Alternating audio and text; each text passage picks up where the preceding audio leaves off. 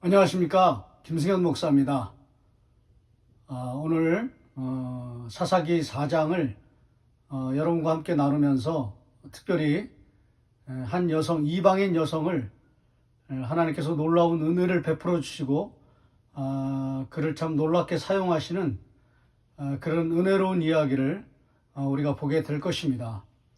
그 여인은 겐 사람 헤벨의 아내 야엘이라고 되어 있는데요. 오늘은 그 야엘의 이야기를 여러분과 함께 나누기를 원합니다. 먼저 4장 12절 말씀 보시면 모세의 장인 호밥의 자손 중 겐 사람 헤벨이 자기 족속을 떠나 게데스에 가까운 시아나님 상수리 나무 곁에 이르러 장막을 쳤더라. 여기 겐 사람 헤벨이라고 되어 있는데요. 모세의 장인 호밥, 이드로입니다. 호밥과 이드로는 동명이에요. 다른 이름이지만 같은 사람입니다. 호밥, 이드로. 다 이드로예요. 모세의 장인입니다. 호밥이라고 부르기도 하고 또 이드로라고 부르기도 하고. 그 이드로의 자손 중에 겐 사람이 있었나 봐요. 그런데 그 사람의 이름이 헤벨이라고 하는 사람인데 그 사람이 원래는 이제 여리고 종려나무 성읍에 살다가 이쪽으로 더 북쪽 지역으로 이제 이동했다, 이제 그런 얘기인데요. 17절 말씀 보시면 시스라가 걸어서 도망하여 겐 사람 헤벨의 아내 야엘의 장막에 이르렀더니, 이렇게 라고 되어 있습니다. 그 사람의 아내가 야엘입니다. 오늘 이 야엘 이야기를 여러분과 함께 나누기를 원합니다. 원래는 이 당시에는 사사가 누구였냐면 드보라라고 하는 여선지자이면서 사사였던 드보라가 그 당시에 사사였습니다. 이 사람은 이제 다음 시간에 하겠습니다. 굉장히 영적으로 밝은 사람입니다.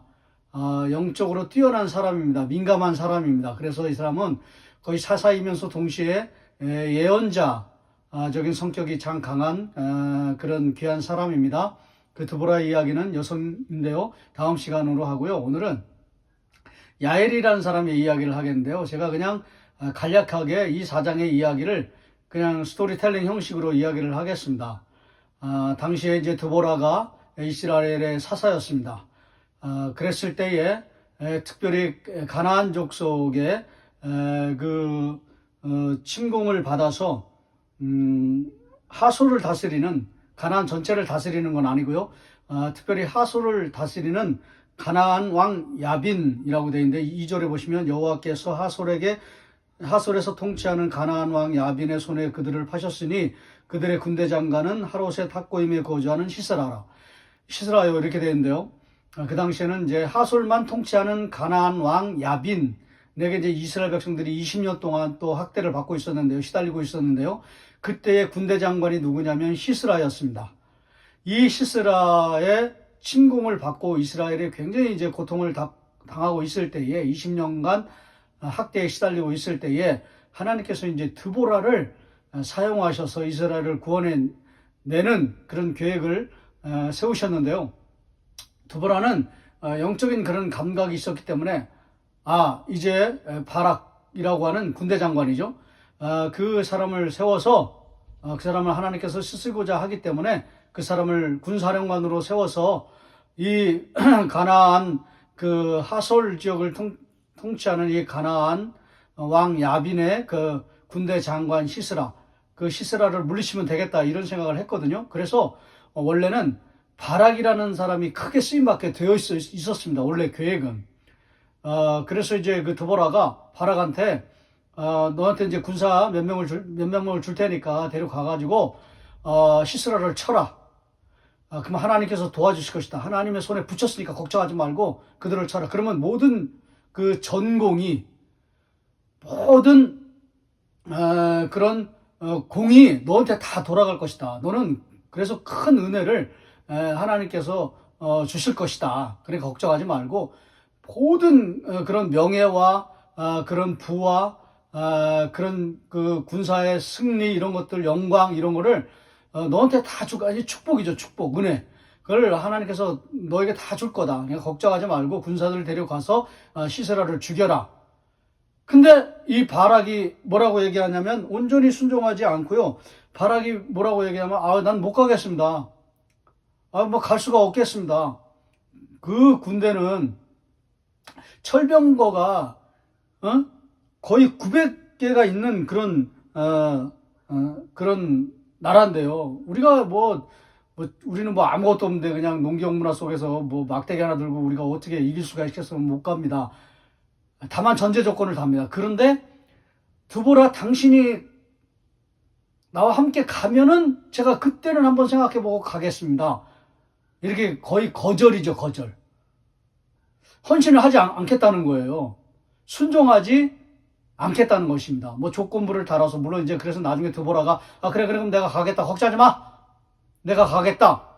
이렇게 하면서 이제 같이 가는데요. 그런데 예언을 합니다. 그 예언이 뭐냐면, 모든 영광과 은혜가 너한테 돌아가지 않는다. 그거는 다른 사람의 손에 그게 넘어갈 것이다. 옮겨갈 것이다. 그게 누구냐면 야엘이다. 이제 그런 얘기를 이제 합니다. 9절 말씀 보시면 이르되 내가 반드시 너와 함께 가리라. 그러나 내가 이번에 가는 길에서는 영광을 얻지 못하리니 이는 여호와께서 시스라를 여인의 손에 파실 것임이니라 하고, 이제 이게 야엘입니다. 야엘. 결국 이제 야엘이 죽이거든요. 야엘에게 파실 것이다. 드보라가 일어나 바락과 함께 게데스로 가니라. 그래서 이제 같이 가서 이제 승리를 하고, 그리고 이제 시스라는 쫓겨가지고, 원래는 자기 진영으로 가야 되는데 자기 진영으로 안 가고 이 사람이 이제 머리를 쓴 거죠. 이스라엘 편 쪽으로 이렇게 더 남쪽으로 쭉 가면은 오히려 이 사람들이 역으로 내가 어디 숨었는지를 모르겠다 하고 이제 시스라만 이렇게 쭉 가다가 나중에 이제 누구네 집으로 가냐면 이제 야엘의 집으로 가는 거예요. 그 야엘이 굉장히 이제 호의를 베풀어 주는 척 하면서, 물론 이제 화친을 맺은, 그러지만 그 화친이라고 하는 것이 결속력이 약한 그런 화친이거든요. 그래가지고 불가침, 우리 서로 이렇게 침공하지 않겠다 그런 화친이 아니라 좀 이렇게 약한 그런 화친이에요. 그 야엘이 이제 그 영적으로 이스라엘 백성들을 구원해 내야 되겠다라고 하는 그런 마음이 있었던 거죠. 그래서 겉으로 이렇게 아주 호의를 베풀고 이제 편안하게 마음을 해가지고 나중에는 시스라가 명령을 합니다. 처음에는 막 살려달라고 나 죽게 생겼다고 그렇게 말하다가 이제 나중에 완전히 호의를 베푸니까는 이제 살았다 생각해서 거는 너 일로 물 떠와, 너 이런 거 가져와, 내가 할 수 동안 너 여기 잠자리 잘 지켜, 이런 식으로 명령을 합니다. 부하 다루듯이. 그렇게 이제 깊이 잠들었을 때 야엘이 이 말뚝 장막을 가져다가 관자놀이를 이제 찔러서 단번에 아주 과감하게 그렇게 시스라를 죽이는 그런 이야기입니다. 오늘 이 이야기를 통해서 한 가지 중요한 그런 교훈이 있습니다. 그건 뭐냐면 축복이 옮겨졌다는 거예요. 은혜가 이동했다는 거예요. 원래는 바락이 받게 되어 있었습니다. 하나님께서 바락에게 다 명예와 축복과 은혜를 다 주시기로 그렇게 되어 있었는데, 이 사람이 온전하게 헌신하지 않으니까, 가긴 가는데 마지못해서 가고 이러니까, 그러니까 즐겁게 헌신하지 않은 거죠. 기쁘게 헌신하지 않은 거죠. 그냥 마지못해 헌신하는 거죠. 이 사람의 마인드 속에는 진짜 온전히 헌신하면 내가 죽을 수도 있다, 이렇게 믿음이 없는 생각을 한 거죠. 어떤 말에 이런 말이 있더라고요. 헌신하면 헌신짝이 된다. 안 믿는 사람이 이런 얘기를 하고요. 또 믿는 분들도 거기에 동의하시는 분들이 계세요. 정말 하나님의 교회를 위해서 하나님의 일을 하면 헌신하면 결국은 내가 상처받게 돼 있다, 내가 어려움을 겪게 돼 있다, 이렇게 얘기하는 거예요. 헌신하면 헌신짝처럼 된다. 저는 절대 동의하지 않습니다. 그거는 결코 믿음으로 하는 고백이 아닙니다. 믿음의 고백이 아니고요. 은혜의 고백이 아닙니다. 하나님은요, 헌신하는 사람을 기뻐하십니다. 헌신하는 분들에게 축복을 주십니다. 오히려 그게 믿음의 그런 변하지 않는 진리죠. 기쁘게 헌신하고, 즐겁게 헌신하고, 자원하여 헌신하고, 자발적으로 헌신하는 자에게 은혜를 베풀어 주시는 거예요. 그게 누구냐면 야엘입니다. 야엘. 이방인 여인이었지만, 이드로의 후손이었지만, 겐 족속이었지만, 왜 겐 족속이라고 생각할 수 있냐면요, 17절에 보시면 시스라가 걸어서 도망하여 겐 사람 헤벨, 여기 보시면 그냥 헤벨만 나와 있습니다. 겐 사람이라고. 그 안에 야엘은 어느 족속인지는 나와 있지 않습니다. 그냥 헤벨의 아내 야엘이라고 돼 있어요. 근데 만약에 그 당시에 그 성경적인 문화는요, 여인이 특별히 그 남편과 함께 나오지 않을 때는 반드시 여인만 별도로 어느 족속이라는 게 나왔거든요. 근데 여기는 안 나왔어요. 왜냐면 남편이 어느 족속인 게 분명히 나와 있기 때문에, 그러면 남편을 따라가게 되어 있었습니다. 그 당시에 고대 근동아시아 지방에 이게 거의 아주 원칙적인 그런 원리적인 그런 규율이었습니다. 규정이었습니다. 굉장히 상식적인 일이었습니다. 그러니까 이 사람은요, 겐 사람입니다. 이게 정확합니다. 박유미 교수님도요, 이건 겐 사람이라고 그랬습니다. 왜냐면 아내의 그 족속에 안 나온 건 이건 남편 따라가는 그런 것이다 라고 이렇게 아주 정확하게 해석을 해내시고 계시기 때문에 이 사람은 그냥 겐 족속이에요. 그러니까 이방인이에요. 이방인 여인이에요. 그럼에도 불구하고 놀랍게도 어쨌든 하여간 이 성경을 보시면 이드로의 후손들이 엄청난 축복을 계속 받는 이야기가 오늘도 나오는 것이죠. 이게 연결돼 가지고 이게 같이 이게 연계돼 가지고 이게 나오는 거죠.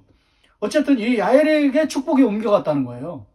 원래는 바락에게 주게 되어 있는데, 바락에 받게 되어 있는데, 축복의 전이, 은혜의 이동, 그것이 오늘 이 사사기 4장의 핵심적인 말씀이요 교훈입니다. 즐겁게 순종하지 않으면, 기쁘게 순종하지 않으면 하나님의 축복이 옮겨갈 수도 있다. 하나님의 은혜가 다른 사람에게 건너갈 수 있다. 옮겨갈 수 있다. 그걸 바락과 야엘을 대조하면서 오늘 말씀은 우리에게 분명하게 보여주고 있는 것입니다. 바락이 될 것이냐, 야엘이 될 것이냐. 마지못해 막 띠뜻미지근하게 뭐 가고 싶지 않는데 그냥 어쩔 수 없이 가는 그런 바락과 같은, 하나님의 교회를 위해서, 하나님의 일을 위해서 어쩔 수 없이 의무감으로 자원하는 마음도 없이, 즐거워하는 마음도 없이, 기뻐하는 마음도 없이 그냥 마지못해서 그냥 의무적으로 하는 그런 사역을 할 것이냐, 아니면 너무나 기쁘게, 너무나 즐겁게 자원하는 마음으로 그렇게 온전히 헌신하는, 하나님 앞에 진짜 기뻐하시는 그런 헌신을 하나님 앞에 드릴 수 있느냐. 그러면 축복이 옮겨진다는 거예요. 축복이 그렇게 흘러간다는 것이죠. 오늘 이와 같은 말씀을 통해서 오늘 우리에게 하나님께서 주시는 영적인 그런 마인드와 교훈은 너무나 분명합니다. 의무적으로 헌신하지 말고 기쁘게 헌신해라. 기쁘게 감당해라. 즐겁게 사역하라. 그리고 아주 감사하게 하나님의 일을 감당해라. 그러면 받지 못할 축복도 받는다. 받을 수 없는 은혜까지도 덤으로 갑절로 그렇게 받는다. 엘리사가 주여 내게 갑절의 영감을 주시옵소서 그렇게 기도했는데 갑절의 은혜가 내려지는 거예요. 갑절의 은혜를 받는 이야기가 오늘 이 사사기의 이 야엘의 이야기인 것입니다. 오늘 즐겁게 헌신하고 기쁘게 헌신함을 통하여서 갑절의 은혜를 받고 누리시는 축복의 분들이 되시기를 주의 이름으로 축원합니다.